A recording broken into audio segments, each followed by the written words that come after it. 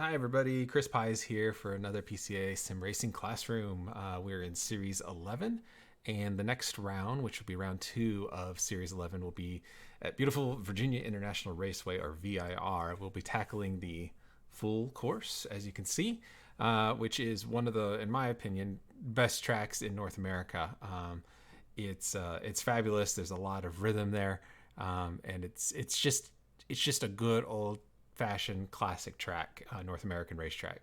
It's got aspects of Mid Ohio, aspects of Road Atlanta, and then its own flair as well. So a real pleasure to always drive at VIR, and so we get to take it on in this next round 2 for this series 11. One thing quickly before we start with the track walk was to chat about Spa. First round was at Spa, and we had some fantastic turnouts all across the 4 different classes. Big shout out to the pro class, because historically in the past few seasons we've had kind of fledgling numbers, or they were really struggling to get back up to where they had been back in the pandemic days. But we had 42 cars on track, which is absolutely insane for pro. So very, very happy with that. I wish I could say that was. I wish I could say the racing was the same quality. We had a lot of incidents, and I think there were 2 classes or 2 specific races that had actually full course yellows. For those classes that did experience full course yellow, congratulations. You now know the procedure for a full course yellow in case another one comes out later on in the season. For those that did not, I hope you took a look at, or if you were watching, you kind of got an idea about how they work and what you need to do and think of under full course yellow to make sure that you're not surprised by anything. But overall, it seemed like the full course yellows were handled smoothly and well by those classes that did get subjected to them. A couple of things to kind of think about continuing on to the season. With Spa is set up for, and it kind of encourages a lot of these kind of dive bomb techniques. It really compresses the field at the beginning of races with some of the first few corners, and then also that really long straight, which is the Kimmel Straight, going into another technical section of track, which leads to everybody that lagged through a Rouge to accordion back together into a braking zone after they had drafted on the people that were in front of them. And it leads to this compression into a one-turn area after a really long high-speed straightaway, and it tends to cause problems. VIR doesn't quite have that same issue outside of turn 1. You have enough technical corners in the beginning of the track to kind of loosen the field up before you go up into the climbing S's and the other parts of the track. So hopefully minus turn 1, but that's the case with every track. If we can keep it clean there, the field will start to spread out a little bit, so we won't have as much of a problem. The other thing is with Spa is it was the first race of the season. Everybody wants to get off on a good foot, get a good start to the season, get out there and race hard because everybody's excited. It's been months since we had a last series. The problem with that, though, is that if everybody's all amped up and ready to go, it can lead to aggressive driving at the very beginning, which can manifest as what we saw in the races themselves across all the classes, which is cars wrecking into each other. Things to remember, or things to keep in mind, and the fact that you're here in this classroom means that you probably understand this and that you're not going to have issues, so to speak, which is fantastic. But things to remember, it's a long season. We have multiple rounds. We have a drop race. You can't win it in the first corner of any given race, but you certainly can throw away not only that race, but if you have multiple bad races, you could throw away your championship in a corner, basically. So keep in mind that it's a marathon, it's not a sprint. Even though the specific races themselves are what we would classify sprints in 40 minutes, we're driving over the course of a championship season, and you don't want to throw it away in one corner. You've got a lot of driving to do. You've got a lot of things to overcome throughout the course of all these different rounds. Don't make a high risk move really early on in a race that could put your championship in jeopardy. The second thing I'll say about that is we have qualifying, just like every race that most races that happen. We have a grid that is set by qualifying. Qualifying is there not to punish people for not performing well. It's there to set the pace of the cars in a logical order, so we don't have people tripping over each other. If you qualified, let's say P20, by diving the field and trying to get to P16 or 15 in turn one, all that's going to do is that if qualifying was a true indicator of pace from different cars, that's just going to mean those cars that you took a risky move to pass over the course of the race are going to be hounding you for the next 40 minutes. People qualify where they qualify for reasons. And if you're in the back of the field, you all of a sudden at the gridding point of the race are most likely not going to have the pace to be up there in the top 5. So trying to dive or make aggressive moves to make huge gains in places is just going to put you under pressure for the rest of the race. So to sum that up, everybody qualifies where they qualified for a reason. You're not going to all of a sudden, over the span of 60 seconds, gain 2 seconds a lap and be up there with the leaders if you qualify to the back of the field. So just keep that in mind and keep a level head going into these races. And remember that it's not one corner, it's not one lap, it's not one race, but it's an entire season that we're trying to perform well in. So that's what I'll mention on that. Are there any questions related to that and quality of driving or anything specific anybody wants to address before we get into the track walk itself? Okay, hearing none. Fantastic. Then we will get started with VIR. So, as I did before, I took the standard setup that we're using for Challenge and Sport, which is the high downforce setup for VIR for this coming week, and use that to set my laps. If you're keeping track at home, these are the weather conditions and track conditions for the laps that I did. Very chilly, 65 degree Fahrenheit, 66 degree track temp. So pretty much maximum grip that's available. Remember that the conditions for the track itself when we race may be a little different. So make sure you temper your expectations from what you see here and learn here to what may happen if you have a hotter track with less grip. In terms of lap times, I know this track really well. I've raced here many times in real life and also raced it plenty in sim. So I got pretty quickly into what I would consider my lap speed or my pace. So you can see here lap 3, 4, 5, and 6, and 7. 3 and 4 were 45 5s. 5, 6, and 7 were all 45 3s. The group of all 5 of these laps ended up being within a couple of tenths of each other. So that consistency tells me as a driver that that's what my pace would be if I was going to be racing here in these track conditions. So we'll grab the fastest one out of the group, which is the 45.3. But understand also that you can do it with multiple lines. I didn't always have the exact same line for every single one of those laps, but they all yielded very similar times. And I'll kind of try to point out those areas where different laps can still, or different lines can still yield success around here at VIR. So yes, go ahead. Hey, Chris. So I've set up my test races with the same conditions as the published race. So it's dynamic weather and sky, and track temperatures I'm seeing are typically in the 120s. Okay. So if that's the case, ignore these lap times. And also I'll point out some places where you will have less grip. But the difference between like a 65 degree track temp and like 120 degree track temp is going to be significant grip. And it's probably going to end up being about 2, maybe even 3 seconds difference in track time. So if the track temp's like 120, I would expect to be doing 47s and 48s, not 45s. And that's me. So yeah, it really feels like yeah, and that's what'll happen is you'll notice that there's just less overall grip. So you can't brake as late, you can't jump on the accelerator as hard, and your min speed through corners is going to be lower because there's just going to be less lateral grip in general. So everywhere there'll be less grip. But the dynamics of the car should all kind of stay similar. So I'll try to point that out. But thank you for that. I just grabbed a test session and hit go late afternoon, basically, is what happened. And so I don't know what date it put me on. I'm not in the club group or the challenge group, so I can't just hit a test session off the race settings, off the server settings. So thank you. Yeah, I think the main thing at the date is July 4th. Okay, yeah, that's so gonna be probably toasty, what- to say the least. So appreciate that.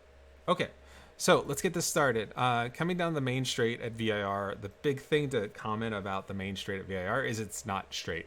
It's actually curved. Now, obviously, you take it flat out, but it is a curve, and the shortest distance between 2 points is the tightest radius of the curve. So just keep that in mind if you're going down the straightaway, that if you're driving over here around the left side of the track, you're going a further distance than if you're on your own. Keep it nice and tight. Treat it like a curve. Apex it at the apex point, which is pretty much at these rumble strips.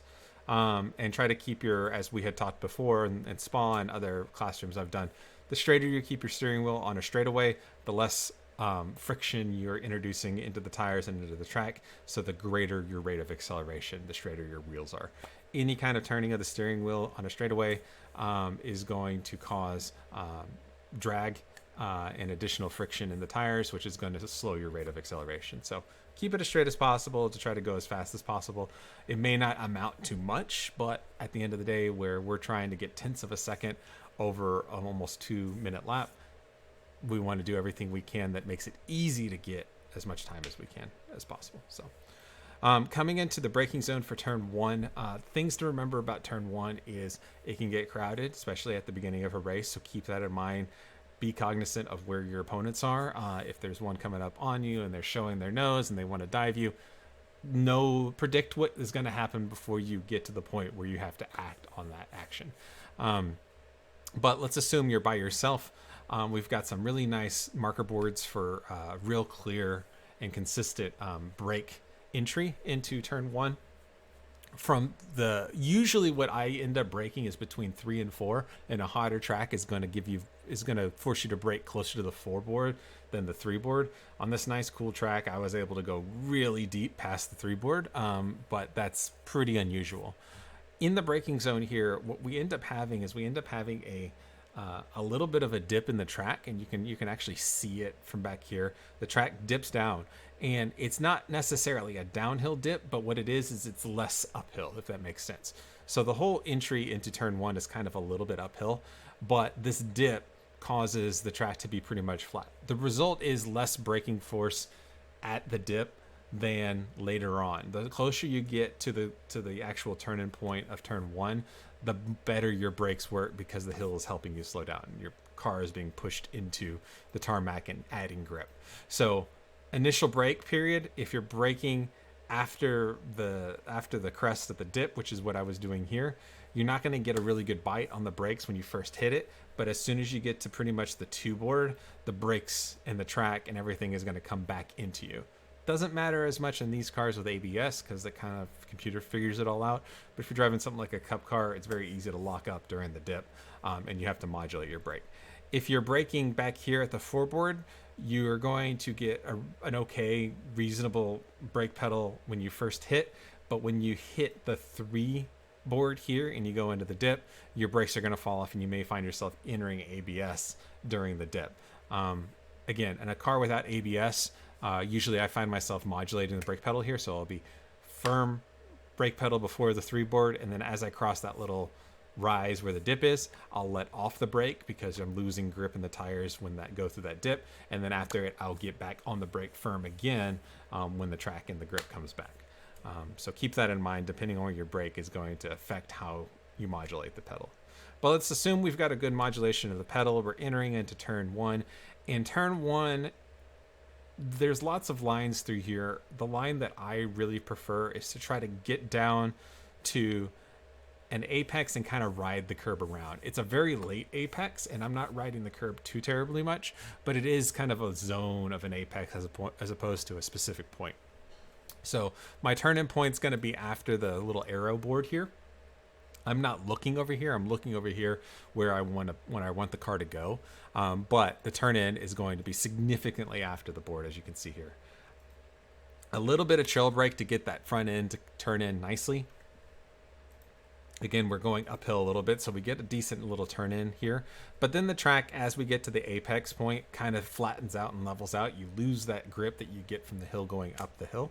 And so you'll end up starting to get a little bit of, depending on where the car is and where your turn-in point is, you may get some understeer at the front of the car if you're still turning when you kind of get to the tabletop of around the apex. Or if you're accelerating coming out when you get to the tabletop, you may actually get some oversteer when you're adding power and you're trying to ask the rear tires to not only give you lateral support but also accelerate. They may start to step out a little bit and you may enter traction control. Just be ready for it. My apex point, when I come through here, here's the two lines. The first line is when you come in right here where the curbing hits the grass, the secondary curbing and the first curbing meet with the grass, this little triangle point. That can be your first apex, and then you ride the curb around all the way until the grass comes back. That's one way to take the corner. Another way to take the corner is a little deeper on entry, like I did here, and then just apex much, much later. So I'm apexing. At any rate, my goal is to get the apex of the car, when the car starts to leave the curb, is back here where the second curbing is touching the grass, as you can see. So that's the goal for whatever line I take, and it's not always the same. So as you can see, when I come in on this particular lap, I took a really late entry, as you can see, nice and late, and then I'm doing a single apex point, which is right here where the grass and the curb touch, and then I accelerate out. If I show this, I think it's maybe the next lap, I think I take a shallower line just to demonstrate. So I turn in a little bit earlier. Yeah, so I turn in earlier than I did on the other one. And you'll notice how I'm basically getting really close and apexing much earlier. I'm not doing a single apex point. Because remember on the first demonstration I showed you, I was apexing, the closest I got to the curb was way on the back end. This one, I'm already down on the curb way before that apex point. But at this point, what I'm doing is I'm riding the curb around almost like a little carousel, but I'm still leaving the corner at that same apex point and accelerating out. So the tighter line means you travel less distance, but you're going to have to slow the car down. You're going to have to delay your accelerator a little bit more than if you take a deep line, diamond it earlier, and just do a single apex point. Why is this useful to have multiple lines? Well, if you're racing in traffic and racing people, they may dictate what line you take because they may take one away. So if you come into turn one and somebody's on your inside, you're going to have to go in deep, diamond it, and take this kind of line where you apex later, where they're going to have to take this ride the curb or early apex and sacrifice their speed coming out. So play around with it. There's lots of lines and there's lots of variations between those two that I just showed you, and find out what's most comfortable and repeatable for you to be your main way to go. But I would suggest be aware and be able to do multiple lines through turn one for when you're racing. Also, as track conditions change, you may find that taking a shallower line and riding the curb is more comfortable than taking a single late apex line, as demonstrated here.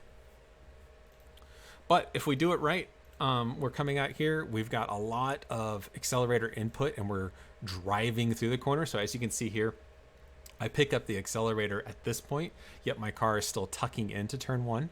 So I'm accelerating at this point. I'm not slowing down, and I'm letting the car run. As I come out of the corner, it's very easy to keep too much steering angle, and then the rear end starts to get really wiggly. It's very easy to do that, and especially on a high temperature track where you don't have as much grip, doing that's going to cause the rear end of the car to really kind of move around and traction control to mess with your run coming out of the corner. The way you counter that is you either accelerate more smoothly, so don't just jump on the accelerator as fast, make it a nice smooth transition, but you also open your hands as you're accelerating or adding more accelerator. What this does is this allows you're transferring lateral grip into forward and aft grip. And so as we unwind the steering wheel, we're allowing the rear tires to go from a lateral load to a more accelerating load to allow us, giving them more grip to add to accelerate down the road, as opposed to trying to do both, which it doesn't do very well.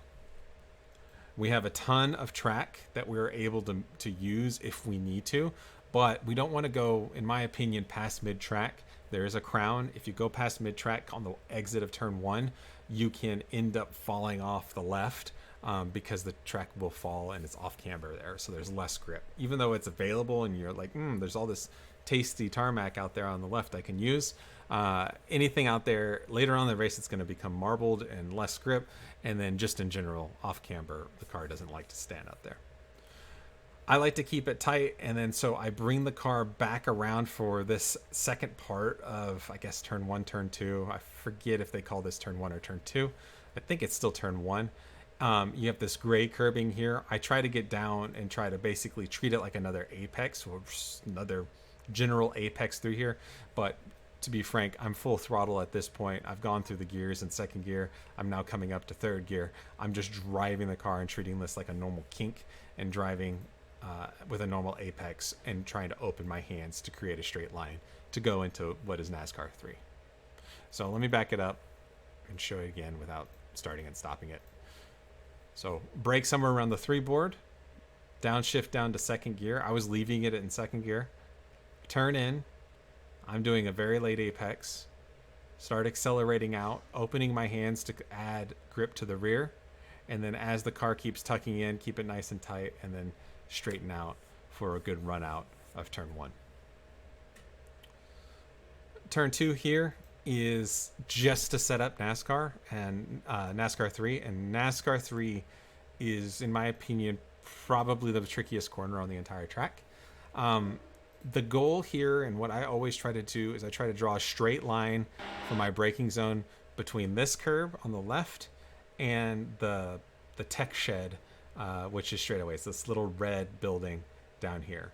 So as we turn in and our car starts to line up between the curbing and the tech shed, that is our braking area between the curbing and a straight line to the tech shed. Now it's a little bit of a curve, but it's not as much. And that's the goal, is that straight line to the tech shed. Get our braking done in this initial area, and then we get off the brakes and roll speed for the second part into NASCAR 3. And that's the key for NASCAR 3, is roll speed. It's very easy to overslow NASCAR 3. We want to get off the brakes and allow the car to actually turn to enable to get down to the apex of NASCAR 3 and carry our speed through. So as we come in, we're getting our braking done. We're done with our braking at this point. It's just a little bit of brake to scrub a little bit of speed. And then as we turn in, boom, off the brakes. So I'm off the brakes at this point after initial turn in. And then I actually start playing with the throttle to see where I'm going to get the grip to be able to power through the corner. At the apex of turn 3, we want to be all over this curve. We want to kill it with our left tires, as you can see here.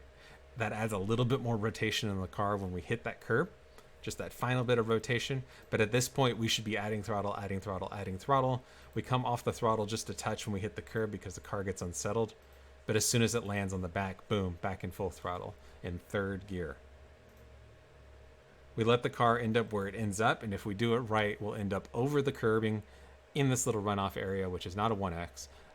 And frankly, to be fast, you want to be using all of it and carrying your momentum through that corner. Chris, what gear are you in going into that one? I'm assuming this is the FIA stack because it's the fixed setup. Yeah, the stack should be at the FIA. I think I'm in fourth gear right here. Let me just see cockpit. Yeah, I'm in fourth gear right here. And then what I end up doing is as I come through, so I'm fourth gear, come through here, I brake and I grab third gear right here.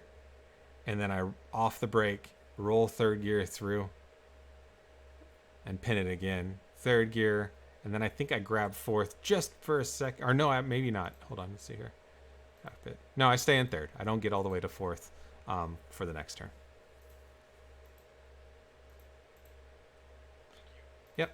Thank so you. Let me show it again without stopping and starting. So come in here, nice straight line between, or as straight as we can, between the curb and the hut. Brake, third gear, turn in.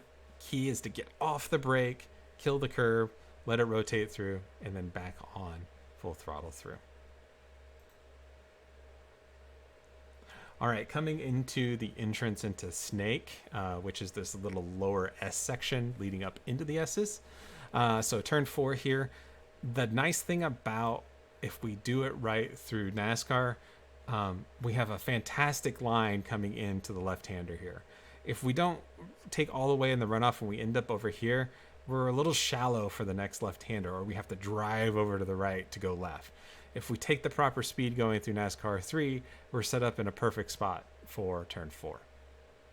This little area where the track comes back in and the grass comes right back to the track point is the ideal braking spot, or at least the spot to start to base your braking marker off of. So this is my braking marker when the grass comes back to the white line.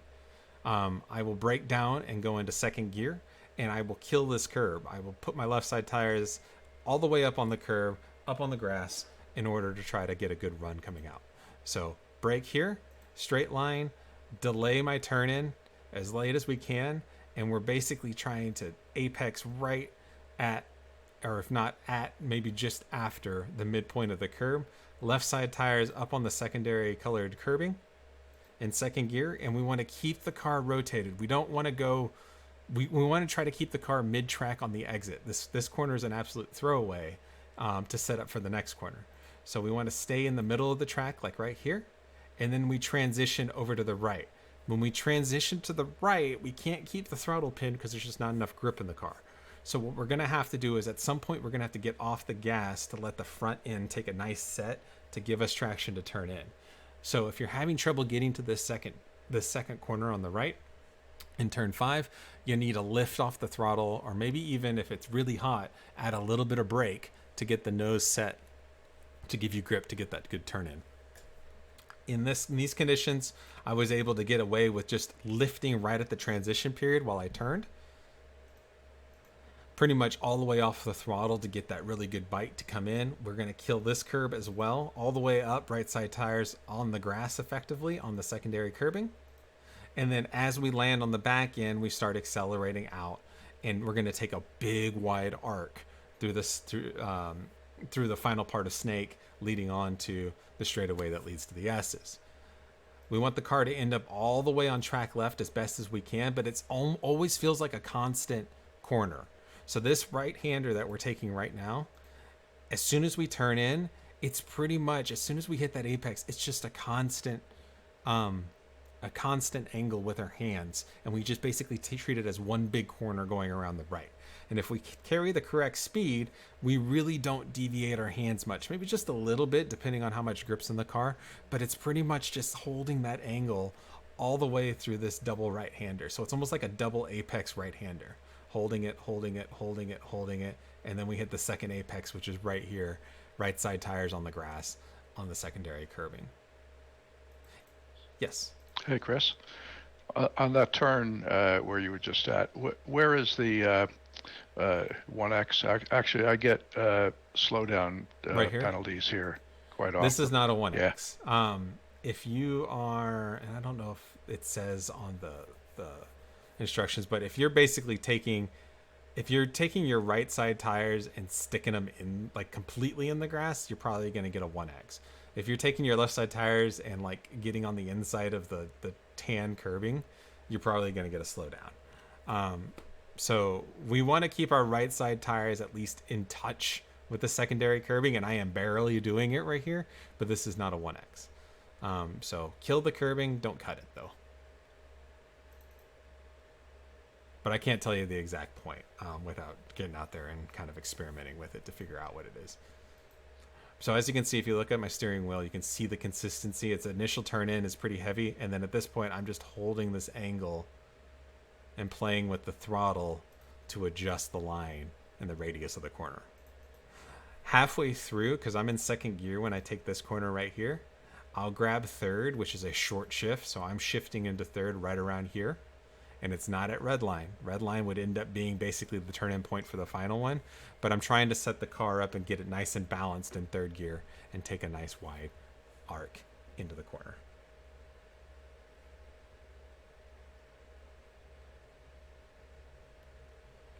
Okay, so let me back this up so we can see what it looks like without me interrupting it. So nice wide through NASCAR 3. Brake when the grass hits the white line. Down to second gear. We want to apex pretty much at the appropriate time, but keep the steering angle to not go past mid-track. Kill the curb again, right side tires on the grass. Keep a consistent radius corner. Early upshift to third, and then touch the grass on the way out. And then at this point, it's full throttle all the way through. we have to end up on the curb based on the line and the speed that we're taking. But this is, if you do everything leading up to this final right-hander correctly, when you get on full throttle, and it may be delayed if the track is really hot, so you may not be getting to full throttle here until at the apex, like right here. And that's fine. If the grip of the car won't allow you to do it earlier, that's fine. But the key is when you go to full throttle, you stay full throttle. We don't want to be full throttle here and then at this point get off the throttle to make this left-hander. That means you went full throttle too soon. When you go to full throttle, it's a commitment. That's when you're staying full throttle all the way through the S's. But don't come off of it or after you go to full throttle. All right, any questions on the first half of the first third of the track? Cool. All right. It can be really daunting, but once you get the hang of it and you get the rhythm of that first section, you'll wonder how you did it any other way. And you'll do it correctly all the time. All right, leading into the S's, they're flat. Just the nice thing about GT3 cars, you don't really have to think about them in the sense that you want to draw the straightest line through the S's as possible to minimize the distance traveled. But other than that, in this car, there's so much grip and downforce, and you're going so fast that it's flat. It's like gear. So through here, we take the curbings because it's the straightest line possible through the S's. So we hit every single curbing. It keeps us our rhythm in there as well when we hit the curbings, and we're expecting a little through there. The only tricky one is this right-hander, the final right-hander up the hill that leads into turn 10. We just need to make sure that we're treating it with respect. If you kind of turn your brain off right here, you can sometimes turn in too early and take too much curb and end up in a bad spot on the exit. And what I mean by bad spot is too far to the left, or you can miss the corner entirely and just totally miss the apex and still end up too far left. If you're going to lift because of traction things, if the track is truly really hot and has very little grip, you may have to give a little bit of a chicken lift right here. And all I mean by that, it would be like to half throttle for a moment while you turn in, just so the car can stay balanced. But then as you're going through the corner, you'll get back on full throttle to keep the rear end stabilized. But if you got a lot of grip, then you can do it flat.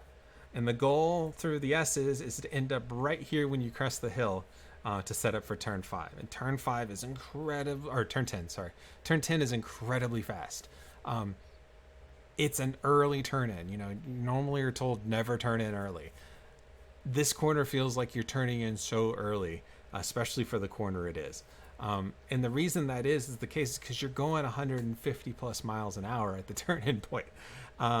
What's going to happen is whatever you do at 150 miles an hour, by the time the car and the suspension and the tires actually react, you're going to be 20 meters down the road from when you actually thought you turned in. So it always feels like you're turning in way too early for this corner.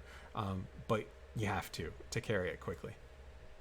Turn in point is kind of blind. There's not anything out here. There's no sign. There's no nothing. The only way you can kind of do it is, the way I do it, is the feel. So you crest over this crest at the top of the hill right here that you can see where the flag station is. This crest is you can very much feel it in the cockpit. Here's the crest, right? You can't see anything past it, but you crest, and then as you crest, you land on the back end. And then at that point, as soon as the car lands, that's when I get a little bit of brake, turn in, downshift to 5th, and then back on the throttle. That's my turn in point. It's a rhythm thing, and it's a sight picture. It's not this point is my turn in. Well, downshift to 5th, it's an early turn in. You can see I've already turned in at this point. Can't see the track at all. You just have to trust it's going to be there. The goal for me when I turn into this corner is my left side tires are going to go over the grass and basically try to get onto the secondary inside curbing. So I turn in.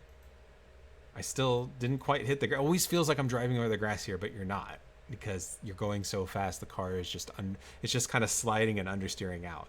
But the goal is to apex this corner right at the candy stripe curbing right here.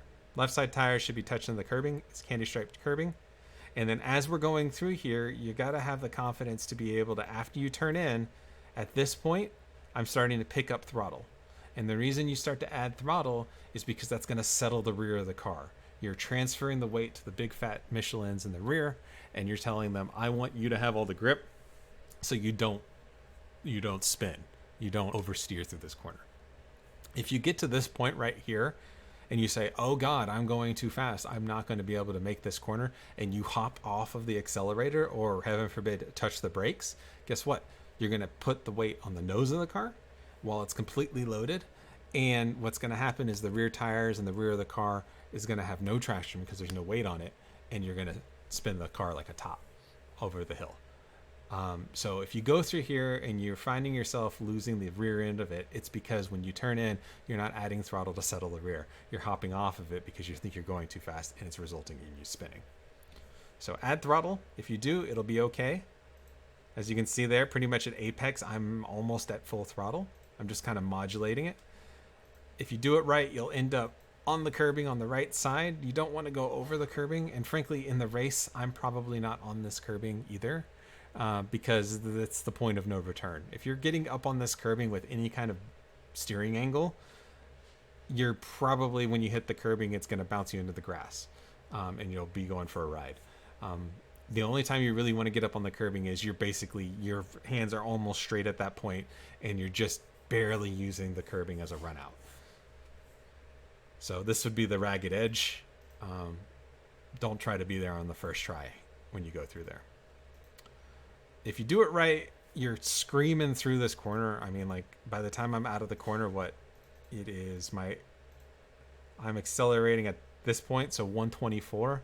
My min speed through this corner is 123 miles an hour through there. Obviously, if it's hotter, it's going to be less, but we're screaming through that corner, and that's the only way to... That corner alone is worth multiple seconds if you're not on the pace. I guarantee you're not going fast enough through that corner because it's scary. If we do that right, then we've got a really good run-in coming down into... I'm going to change the angle a little bit so we can actually see what the track's doing. We're getting a good run coming into Oak Tree.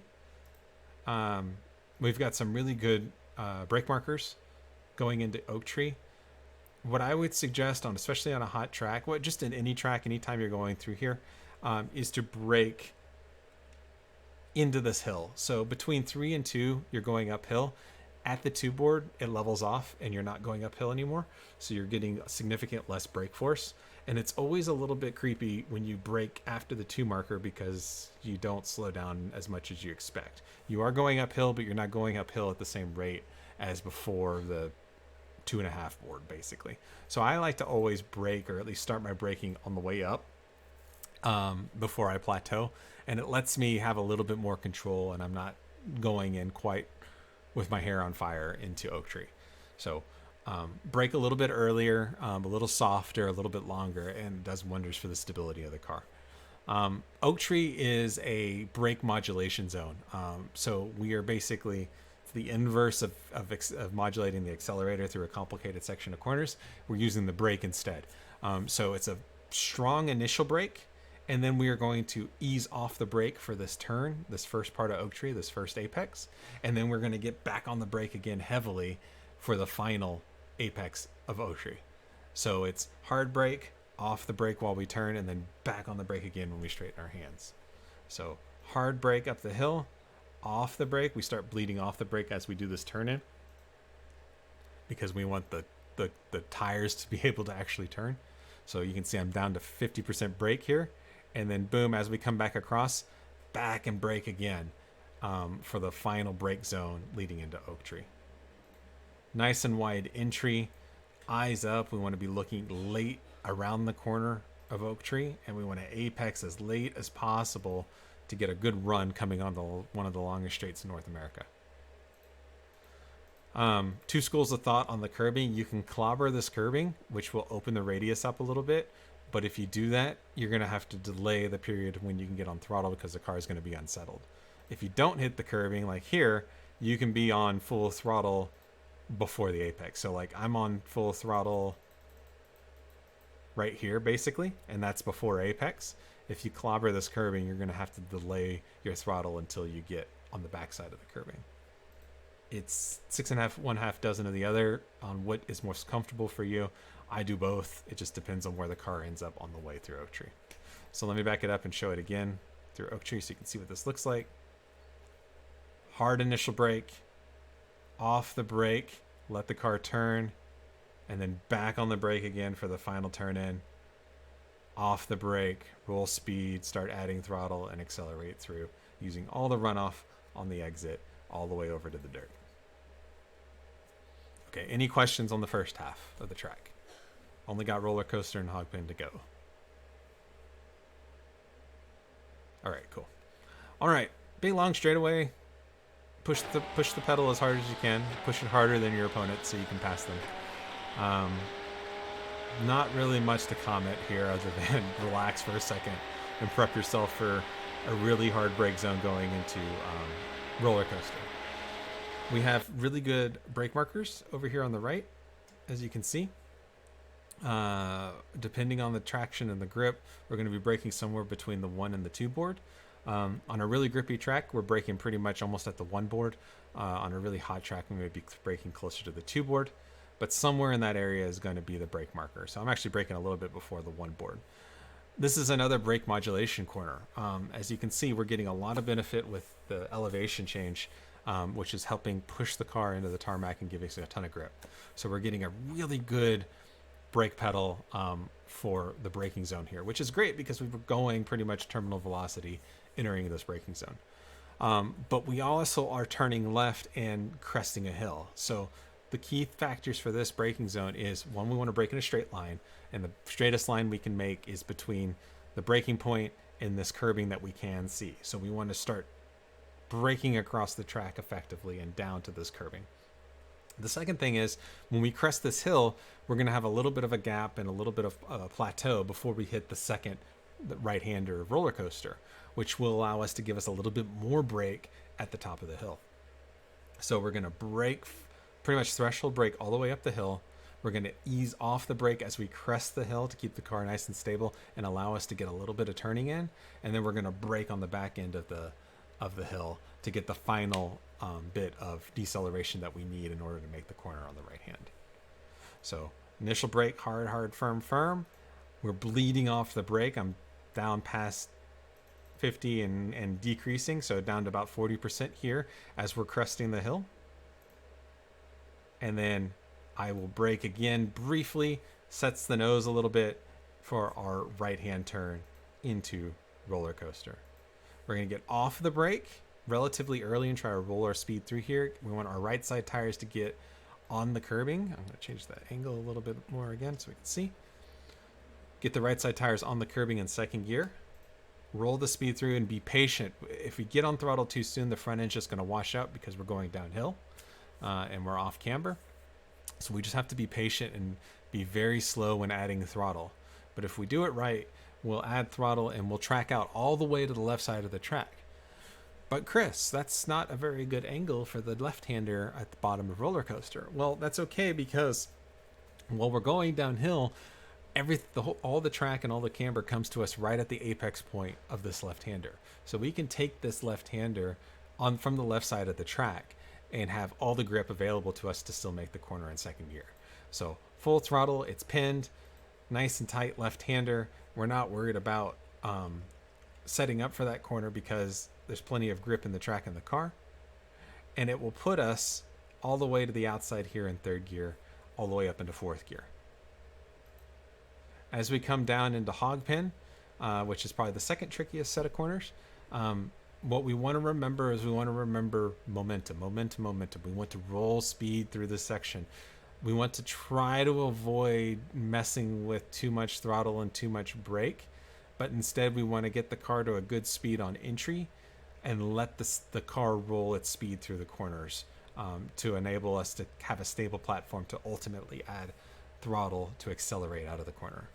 So on entry, we're going to be right side tires pretty much on this curbing or right up next to it.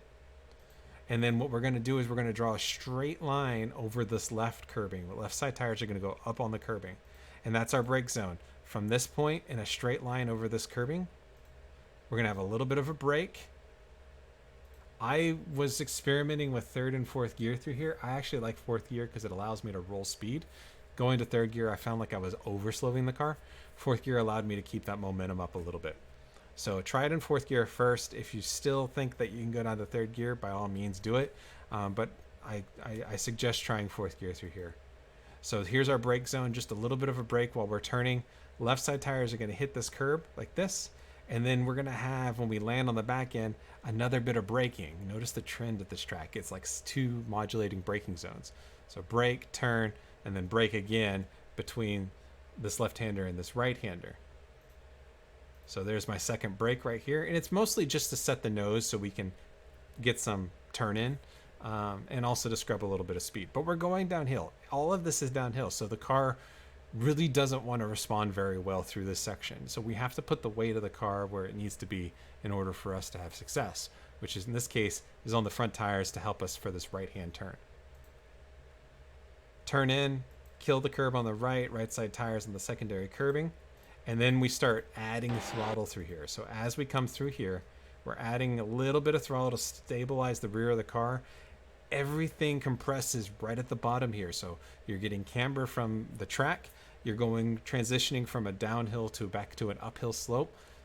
All the grip comes at this point just after apex to this corner. So when you're on your way in, you think there's no way I'm going to make this corner. I'm going too fast. And then boom, it all comes back to you and the car somehow grips up and lets you take a nice line through here.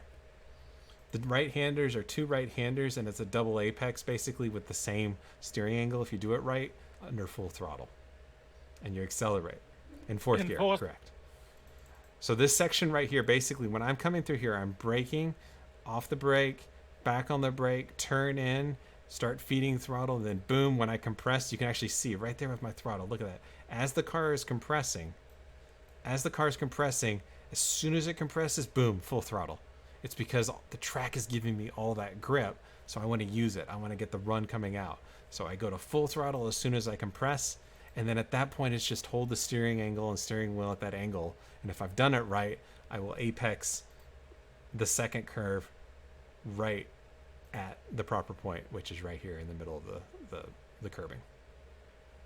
And then I will ride that full throttle all the way down into turn 1, all the way down the straightaway.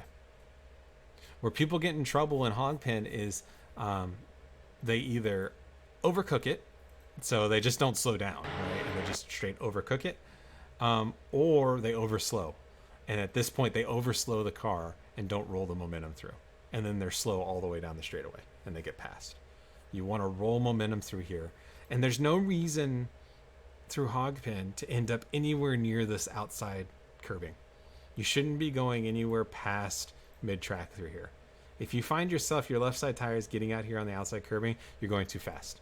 You're either going too fast or you didn't turn in. So my min speed right here is 88 miles an hour is the slowest I go through this right-hander. If you're going like 92, you're going too fast. And if you're up on this curbing, you're going to have to scrub a speed somewhere, and you're going to be scrubbing it over here where I'm accelerating, and I'm just going to blow by you on the straightaway. So line and speed on the entry is very important to get a good run, because the straightaway for the front straight starts right here. This is the straightaway point. This is we're full throttle from here all the way to turn 1. And if you're not, then you're going to be slow and you're going to get passed. All right, any questions? I mean, that's VIR in a nutshell. I'll do a in-car without me interrupting it so you can see what it looks like. And passing zones, so please. Let's do the cockpit. I'm just taking the next lap. They're pretty much on top of each other. Yeah, so here we go.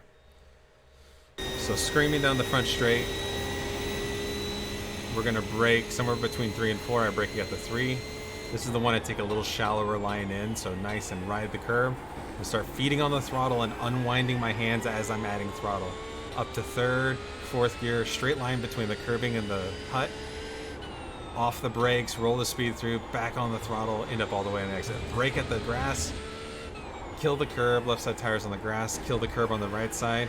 Early shift up to 3rd, keep that steering angle through there, and kill every single curb on the way through, but I'm full throttle. Going up to the S's, we're going to be in 6th gear all the way, keep that throttle pinned, trust that it's going to grip.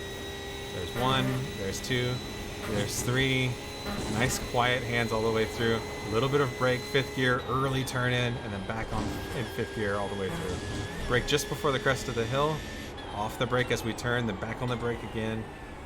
Late apex, full throttle. Get a good run all the way down the straight. Check my mirrors. Check my fuel. Make sure that I'm meeting the number that I want to meet. Look at my relatives.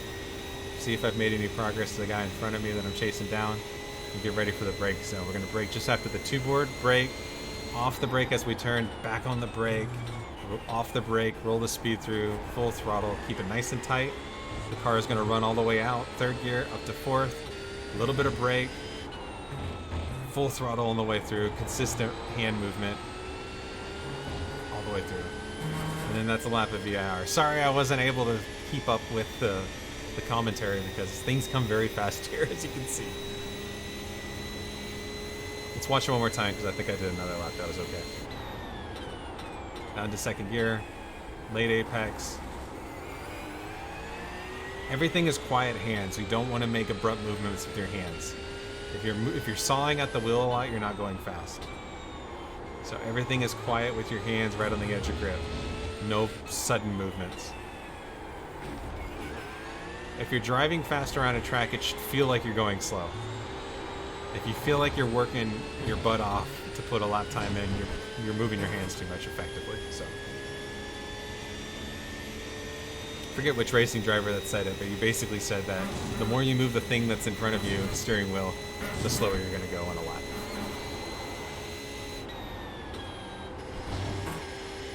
Brake just before the crest. There it is. Brake. Off the brake. Back on the brake. Nice wide entry. Back on throttle early. Get a good run coming down the straight.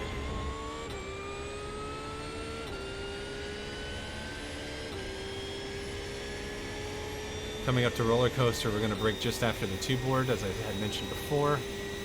We're going to do a good initial pedal, then we're going to get off the pedal at the crest, and then back on the pedal again. So brake, off the brake, brake, turn in, off the brake, throttle. Nice and tight. We're going to brake, off the brake, brake, off the brake, full throttle. Using every inch of the track all the way. And we're using every inch of the track not because we're driving to the edge of the track. We're using every inch of the track because our momentum is taking us there. So I'm not driving to the curbing. I am going so fast through the corner that the only place the car can go because of the grip is that spot. And that's where you want to be. Okay, passing zones. Let's talk about passing zones real quick. Great passing zone. Turn one. Probably the best one on the entire track is turn one. You got a really good run coming through the through Hogpen, the final corner. The other guy did not listen to my track video. He went all the way to the curbing, had to delay his throttle, and you got a killer run, drafted all the way along or behind him, and you're coming into the brake zone. Put your car next to him, brake consistent with him. If you do that as you go around the corner, he can't turn in because you're there, and he's got to try to take the outside line. It's possible to go around the outside in turn one, but it's very difficult. Not only is the outside line off camber, but it tends to have marbles, tends to have less grip, and you're going further around the corner. Yes, you may be able to carry another mile an hour or two more, but it's just very difficult to do consistently, especially if you don't practice it, which most people don't. So get on the inside, turn one. If you're going to make a successful pass, I'd say 90% of the successful passes happen on the inside. If you're the car that's getting passed and somebody comes up to the inside of your turn one, what do? Well, you could try to keep it too wide all the way around the outside, or you can try to cross them up and over. Usually what ends up happening if somebody tries to take you on the inside here and they're shallow, they tend to run too deep into the corner. They try to outbrake you going into the corner, which means they brake later, which means that they don't slow the car down enough and they go through the corner. Well, if you take a very late apex, when they go through the corner, you can come up under them and take the inside on the latter half of the corner and basically over under them on the way out. Turn one is great for doing that. If you practice the outside line and you can hold it, guess what happens? You're on the inside. So if you're able to go too wide through here, You're on the inside for NASCAR, which is where you have to be if you're going to pass through NASCAR. You have to be on the inside. NASCAR can be tricky to pass, but it's also not impossible. I really like passing into NASCAR, but I'm also racing in the pro group where drivers have a really good command of their vehicles. Passing into NASCAR in challenge is going to be challenging, to use a pun. The reason is because you're leaving the car on the outside, no other option. They can get freaked out very easily because they're going to be forced to take a line they're not used to. And the way a pass in NASCAR looks is if you think that you're, like, for instance, you are behind another car, so your nose, butt to nose, coming through the first part. Everybody, I mean, 99% of people are going to drive their car out to the curbing to get a wide entry to go into the left side. So not only are they slowing down, but they're taking an incredibly wide arc before taking the apex. That's just inviting you to do one thing. Go down the inside of them, brake harder and later than them, and then park the car on the apex after you've passed them. And they can't drive through you, right? So they're going to have to be slow. So the way it would look is, instead of taking this super wide line right here, when they're hit the brake, you keep it tighter. And guess what? There's more camber over here on the left side of the track. So you actually have a better turn in and more grip initially than they would because it's off camber or because due to the crown. So it is possible to drive it up alongside them on the inside here into NASCAR 3 if they go wide, brake, and then take the inside away from somebody else. Done it plenty of times, and like I said, as skill level of all drivers increase to the point where everybody's pretty much going the same speed and it's very difficult to get alongside one, NASCAR 3 is a perfect place to be able to do it if you have practiced it. If you've never done it before, the time to do it is not during the race, is the first time. Practice it first. Practice this inside line and holding this inside line before you go try to do it on somebody else. That's my hot take. I know a lot of people say, and I saw in the comments before the classroom, oh, don't pass in NASCAR 3, that's a terrible place. On the contrary, it's probably the place where, if you're being aggressive, it's the most successful place because people don't expect it. So I would try not, I mean, you can pass through here if somebody gets a bad run through NASCAR 3, you can get alongside someone. The problem, though, is that it's very easy to take these sections because they're so slow 2x2. So even if you put yourself on the inside and compromise your left-hander, they can drive around the outside alongside you, and now they're on the inside on the right-hander, to which you're on the outside with them, and then now you found yourself going through Snake too wide for multiple corners, and you just lost 3 seconds to the field because of that. So I tend to say don't pass going into turn 4. Because you want to avoid the too wide for 4 corners as best as possible. So just get in line and set up something later on, is my opinion. Unless they're so slow that you've got to get around them now and they're slowing you up for multiple laps. That's a different story. But if you're assuming you have similar pace, just get in line and be smart and follow them through here. But all these corners, if you take them too wide all the way through, you lost 3 seconds to the field easily. Going up into the S's, single file, don't be too wide. It's just asking for trouble too wide through here. Just don't do it. Place where you should never pass is right here into 10. Don't do it. It's a mean move. Just don't do it. The problem with if you try to dive somebody going into here, you may make it, but they're gonna die and go into the pit of death, and maybe even all the way across into oncoming traffic. There's no room to go too wide through here, and if you dive them, you door each other usually, and the outside car just gets killed and their race is over. They're not expecting it. Nobody should be expecting a dive into 10. And if you're doing it, you're being ambitious, and you're basically telling the other driver, I don't care about your race, I'm coming through. It's just not, unless there's a substantial, like you're passing a lapped car, and even then, because we're all in the same car, classic car, it should never, the gap shouldn't be that significant. The only time a pass into 10 works is if you're like in a proto, like an LMP2 coming up on a GT4 car, because you have the speed differential to get by them before the turn-in point, or a GTP car on a GT3 car. GT3 car to GT3 car, you should just never do it. Just don't do it.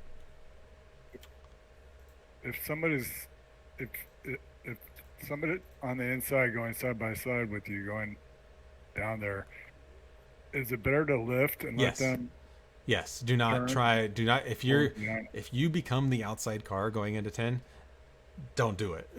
Just straight up lift. Don't brake. I mean, you don't have to brake. You can just lift off the throttle early, and they will sail by you, and then you just tuck in behind them. But if you try to take it too wide with someone diving you on the inside, if they make a mistake, which they're going, because what ends up happening is if they're shallow, what ends up happening? They can't take it as fast as they normally would. They're going to try to take it as fast as they normally would. So when they track out, they're going to track out all the way across into you because they can't go anywhere else. And what's going to happen is you're out there and they're just going to door you and push you into the grass and you're done. They're going to stay on track. You're going to get And it seems like so. it seems like a good place to do the There's the over-under. problem. The reason you can't do over under here is because everybody's accelerating so fast coming out. There's not enough of a time for them. They're going to be able to hold the line and hold the speed, and you're not going to be able to get up under them. There's just no way. And you have to back off, so that's going to cut your So speed it's down. just if somebody here, there's two ways to get around it. One is if somebody pops out through this right-hander out here to mid-track, and they're poking their nose and they look like they're going to make a move. Lift right here. Just get off the throttle, lift. Or brake a little bit early and lift. And they'll sail on by and they'll get through and you just tuck in behind them. That's one. Or two, if you want to defend, if somebody's right on your butt, when you come through this right-hander, don't pitch the corner. Let your car drift to about mid-track, right? And that will discourage them. Nobody's going to take 10 from the left side of their track unless they're suicidal. So if you just let your car drift over maybe another car width to the left and park it mid to right mid, no one's going to try to pass you on the inside unless they're looking for, and they're going to get penalized if they do that because they're going to wreck somebody. So just drive a little bit more defensively. You don't have to be all the way on the right side of the track, and that will discourage anyone from diving you. Don't pass in 10. So what I'm telling you guys is I don't want to see anybody passing a 10. Coming into Oak Tree, you can do it, especially if somebody got a bad run through 10, which is not uncommon. A lot of people don't take it as fast as they should. You can get alongside somebody coming into the brake zone, a hard brake zone coming up the hill. The only way I would try a pass into this section would be if I could get alongside their car, significantly alongside their car when we hit the brake. I don't want to be back here and trying to make a dived move on somebody after we've started braking, because the only way that I make that work is I brake later to get alongside them, and then when I come through the corner, I'm just going to blow through the corner because my speed's too fast, and that's going to wipe them out if they're not paying attention. So the only way you can make a move here is you present your car next to them before you hit the brake. Everybody hits the brakes, and at that point you're in a braking duel together. You're going to make the corner just fine, and they can try to ride the inside, or more likely they'll just tuck in behind you. But don't do it unless you're alongside the car, frankly. Another really tempting place to pass is right here, because everybody drifts out. So much like NASCAR, but going the other way and much slower. Everybody drifts out here to the left to get a good run coming through, and it opens this huge space to want to send a car up the inside to take a tighter corner. Don't do it. The reason you don't want to do it is you just compromise the most important corner on the track for you, and you're just going to be slow all the way down the straightaway. The car that you just passed is on a proper line. They're going to get a good run coming through the corner, and they're probably just going to pass you down the straightaway because they're going 5 mile an hour faster through the corner. So they're going to over-under you effectively and beat you down into roller coaster, negating your dive that you made. So not only is it a risky move, but you negate any advantage you possibly would have had. The smart play would just be follow them in line and get a good run, a better run coming out of this corner, and draft your opponent all the way down the longest straightaway in North America, and then pass them going into roller coaster, which is what we're going to talk about now. So you come all the way down the straightaway, huge brake zone. With the draft, you're able to get alongside somebody to try to outbrake them. You can definitely do that. I would make sure that you're alongside someone at the brake zone before you attempt this. Don't attempt this from a car length back, because like other areas, if you try to do that and try to outbrake someone like that, you're going to blow through the corner. You're going to take them out. The caution I will say about roller coaster break zone is that everybody is turning. Like, you've got to leave. If you do go in and you're doing a duel, you have to leave the car on the outside space through here. You can't just push them off, because if you do, you're going to push them into the grass and into the tire wall. You have to leave them space and hug that inside for the idea that they're going to be right there with you. It's very common for people to go too wide through this section. But if you overcook it as the inside car because you broke too late because you're trying to outbrake your opponent, and you run wide, guess what? You leave the guy on your outside no room to go anywhere, and you're just going to shunt them off into this tire wall. And what happens is, when you shunt them off into the tire wall, this tire wall is like Spa. It will kick them right back into you, and it will take you both out very easily. So don't do it, because that's going to kill your race as well, easily. Only brake if you're alongside them. For the braking duel, if you're the car that's on the outside that's getting past, somebody's coming down the inside, you can hold it. But again, it's very risky to be the outside car here, because if the inside car overcooks it, they're putting you in the tire wall and your race is going to be over. So unless it's the final lap and you're racing for a really good position, I would, if you're getting past or somebody's coming up alongside you because they got a good run out of Oak Tree, I would maybe just lift a little bit, tuck in right behind them, and get by them somewhere else. Everything else through roller coaster here and through Hogpin, no passing. It's a single file parade all through this area. Just focus on getting a good run right here through this portion of the track, which is where it's very difficult and a lot of mistakes are made. And if you're pressuring somebody through this section and they make a mistake, you'll get an easy pass down the front straight because they were slow through Hogpin. Okay. Is that passing zones covered? Any other questions about VIR in the GT3R?